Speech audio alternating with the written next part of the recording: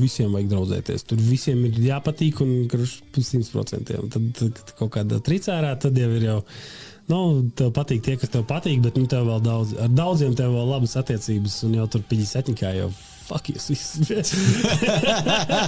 Pietiek ar 2 čomiem un ejiet jūs man jau tā tagad ir, man jau tā tagad ir. Jā, sevišķi, es strādāju, mans sauns ir biznesa attīstība. Viss mārketings, visi sociālie mēdī, tas nāk no sirds. Kā es saku, ja tur man videks aiziet vairāk, tas ir super. Bet īstenībā es ikdienā ļoti daudz, mans darbs ir vienkārši komunicēt ar cilvēkiem, tas ir, ko es daru.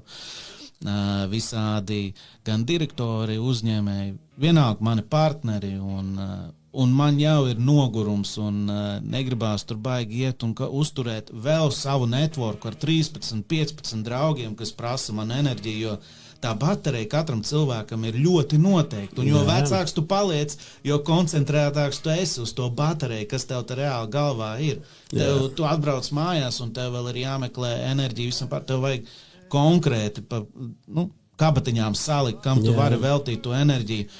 Un es uzskatu, 36 vienalga, ir jāpievērš uzmanība, ka tu nevari būt apkārtiem cilvēkiem, kuri sūc enerģiju ārā no tevīm.